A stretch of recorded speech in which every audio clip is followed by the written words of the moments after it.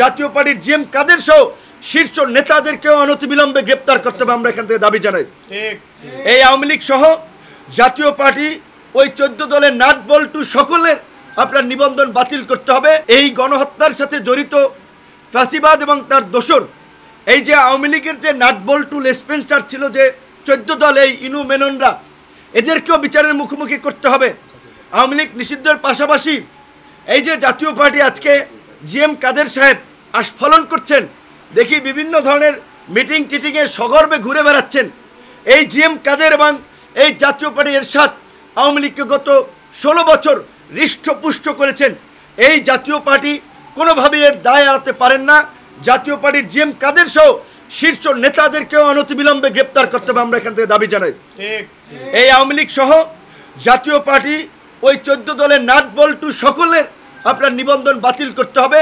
নির্বাচন কমিশনের কাছে আমরা আগামীকালই এই বিষয়ে আমরা তাদের সাথে আলাপ করব এবং লিখিত অভিযোগ দেব। এখন যেহেতু সরকার জনগণের আপনার দাবির প্রেক্ষাপটে আওয়ামী লীগকে নিষিদ্ধ করেছে, আমরা সরকারকে সাধুবাদ জানাই এবং সরকারকে জনগণের প্রতি দায়বদ্ধ থেকে রাষ্ট্র সংস্কার এবং নতুন বাংলাদেশ বিনির্মাণে ক্ষমতা উপভোগ করা নয়, উপদেষ্টাদের হিরোগিরি নয়। RICL TMX, যুগের পর যুগ স্থাপনা থাকে মজবুত।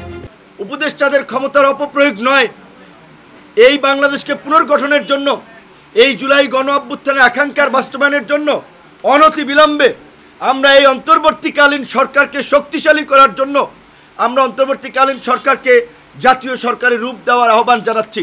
কারণ আপনারা দেখেছেন এই সরকারের সাথে এই গণ অভ্যুত্থানের অংশীজনদের একটা দূরত্ব তৈরি হয়েছে অনেকগুলো কারণে। সরকারের উপদেষ্টাদের কথাবার্তা এবং গত 9 মাসেও কিছু কিছু উপদেষ্টার বিতর্কিত কর্মকাণ্ড, নিয়োগ বাণিজ্য দুর্নীতি, স্বজনপ্রীতি, এগুলো গণমাধ্যমে এসেছে। এই বিষয়গুলো ডক্টর ইউনূসকে সমাধান করতে হবে এবং সেজন্যই আমরা মনে করি যে সমস্ত উপদেষ্টাদের বিরুদ্ধে অভিযোগ এসেছে, যারা বিতর্কিত কাজ করেছেন, অনতিবিলম্বে তাদেরকে সরিয়ে দিয়ে এই মেজর পলিটিক্যাল স্টেক হোল্ডারদের সাথে আলাপ আলোচনা করে এই অন্তর্বর্তীকালীন সরকারকে জাতীয় সরকারের রূপ দিয়ে সরকারের ভিত্তিকে শক্তিশালী করতে হবে।